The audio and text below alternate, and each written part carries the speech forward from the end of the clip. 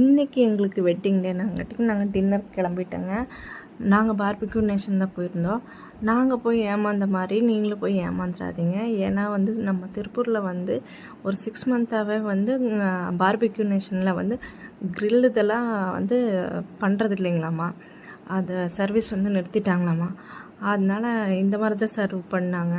பிளேட்டில் அவங்களே எல்லாம் கொண்டு வந்து என்ன வேணுமோ கேட்டு தான் வச்சாங்க. நம்ம இதை எதிர்பார்த்து நம்ம பார்பிக்யூ நேஷன் போகிறது இல்லைங்களா. நம்ம எப்போவுமே grill இருக்கட்டும் அப்படின்னு தான் நம்ம போகிறோம். ஆயில் இல்லாமல் இருக்கும், ஹெல்த்தியாகவும் இருக்கும் அப்படின்னு சொல்லிட்டு. ஆனால் இந்த டைம் கொஞ்சம் எனக்கு மனசுக்கு கொஞ்சம் கஷ்டமாயிடுச்சு. ஏன்னா ரொம்ப எக்ஸைட்டடாக போனேன். அதெல்லாம் நீட்டாக சாப்பிட்ல அப்படின்னு சொல்லிட்டு அது சாப்பிட முடியாதவங்கட்டுக்கு ரொம்ப கஷ்டமாக போச்சு. ஓகே, இருந்தாலும் பிரியாணியெல்லாம் இருக்குதே ஒரு கட்டுவோம் அப்படின்னு சொல்லி பிரியாணி சேலட் எல்லாம் சாப்பிட்டு அப்புறம் கேக்கெல்லாம் வெட்டிட்டுங்க.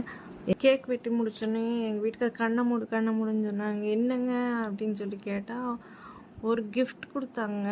ஓப்பன் பண்ணி பார்த்தா அவ்வளோ செம்மையாக இருக்குது. அதில் என்ன இருந்துச்சு அப்படின்னா டைமண்ட் இயரிங்ஸ் இருந்துச்சு. நான் அதில் கவர் பண்ணியிருக்கேன் பாருங்கள்.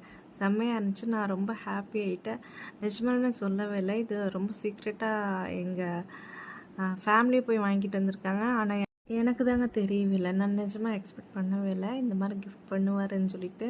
ரொம்ப ஹாப்பி ஆகிடுச்சு. நான் பொதுவாகவே அவர் கூட இருந்தாலும் ஹாப்பியாக தான் இருப்பேன். அதுலேயும் இந்த மாதிரி சர்ப்ரைஸ் எல்லாம் கொடுத்தா சொல்லவா வேணும்.